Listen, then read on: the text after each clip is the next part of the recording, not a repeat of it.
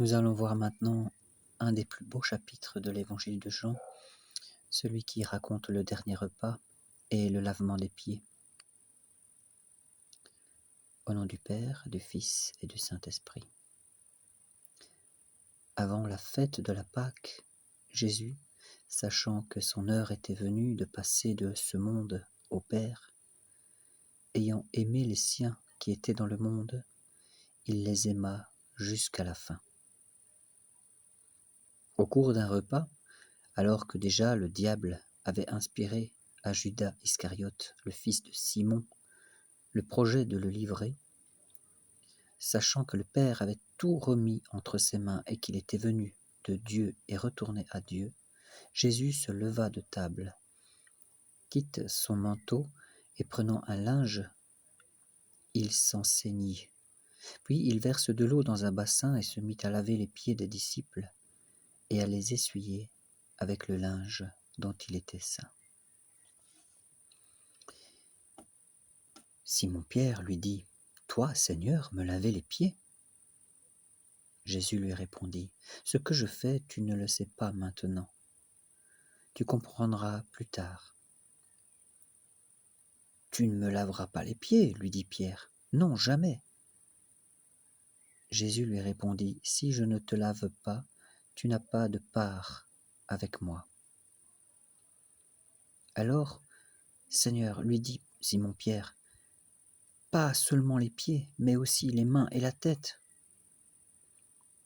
Jésus lui dit : « Celui qui a pris un bain n'a pas besoin de se laver, il est entièrement pur. Et vous aussi, vous êtes purs, mais pas tous, cependant. » Jésus savait en effet qui était celui qui allait le livrer. Voilà pourquoi il dit : « Vous n'êtes pas tous purs. » Quand il eut lavé les pieds, qu'il reprit ses vêtements et se fut remis à table, il leur dit : « Comprenez-vous ce que je vous ai fait ? Vous m'appelez Maître et Seigneur, et vous dites bien, car je le suis. Si donc je vous ai lavé les pieds, moi le Seigneur et le Maître, vous aussi vous devez vous laver les pieds, les uns aux autres. Je vous ai donné l'exemple pour que vous agissiez comme j'ai agi envers vous. En vérité, je vous le dis, l'esclave ou le serviteur n'est pas plus grand que son maître, ni même l'envoyé n'est pas plus grand que celui qui l'envoie. Sachant cela, heureux serez-vous si vous le faites. Je ne parle pas pour vous tous, je connais ceux que j'ai choisis, mais il faut que l'Écriture s'accomplisse. Cette parole de l'Écriture qui dit « Celui qui mange mon pain a levé contre moi son talon. » Je vous le dis dès maintenant, avant que la chose n'arrive, pour qu'une fois celle-ci arrivée, vous croyiez que je suis. Je suis, c'est le terme qui veut dire Dieu en hébreu. En vérité, je vous le dis, qui reçoit celui que j'envoie me reçoit, et celui qui me reçoit reçoit celui qui m'a envoyé. Sur ces paroles, Jésus fut troublé en son esprit et déclara : « En vérité, je vous le dis, l'un de vous me livrera. » Les disciples se regardaient les uns les autres, ne sachant de qui il parlait. Et un des disciples, celui que Jésus aimait, se trouvait à table, tout contre Jésus. Une autre traduction qui dit : il avait la tête posée sur la poitrine de Jésus. Simon-Pierre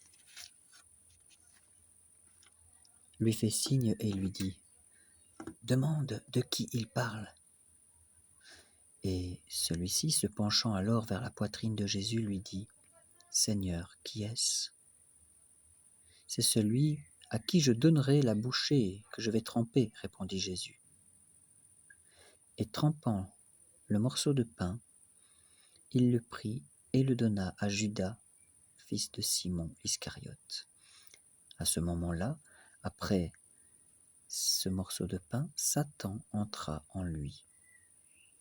Jésus lui dit alors, « Ce que tu as à faire, fais-le vite. » Mais cette parole, aucun des invités ne comprit pourquoi il la lui disait. Et comme Judas tenait la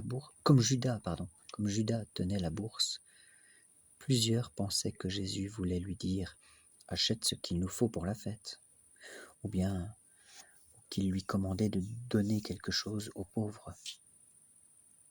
Aussitôt, la bouchée de pain prise, Judas sortit. Il faisait nuit. Quand il fut sorti, Jésus dit, « Maintenant, le Fils de l'homme a été glorifié, et Dieu a été glorifié en lui. Si Dieu a été glorifié en lui, Dieu aussi le glorifiera en lui-même, et il le glorifiera bientôt. » Jésus continua en leur disant adieu, et il leur dit, « Mes petits enfants, je ne suis plus pour longtemps avec vous. Vous me chercherez, et comme je l'ai dit aux Juifs, je vous le dis à vous aussi maintenant. Où je vais, vous ne pouvez venir, mais je vous donne un commandement nouveau. Aimez-vous les uns les autres, oui, comme je vous ai aimé, vous aussi aimez-vous les uns les autres. Car à ceci, tous reconnaîtront que vous êtes mes disciples si vous avez de l'amour les uns pour les autres. » Simon-Pierre lui dit, « Seigneur, où vas-tu » Jésus lui répondit, « Où je vais, tu ne peux pas me suivre maintenant, mais tu me suivras plus tard. » Pierre lui dit, « Pourquoi ne puis-je pas te suivre dès maintenant ? Je donnerai ma vie pour toi. » Jésus lui dit, « Tu donneras ta vie pour moi ? En vérité, je te le dis, le coq ne chantera pas que tu ne m'aies déjà renié 3 fois. »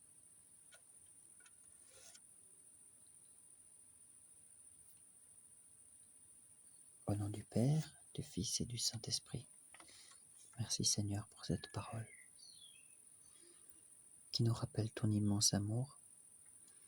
Toi qui étais de condition divine, tu n'as pas cherché à garder cette position, mais tu t'es abaissé, tu t'es humilié jusqu'à prendre une nature humaine comme nous, sans le péché. Tu t'es abaissé, tu t'es fait pauvre de riche que tu étais. Tu nous as servi et tu as donné ta vie sur la croix pour nous, afin de mourir à notre place. Merci Seigneur, cet amour immense est le reflet de la Trinité, donc le Père, le Fils et le Saint-Esprit. Merci de nous inviter à cet amour, à cette table, à ce banquet, où nous pouvons avoir une communion avec toi.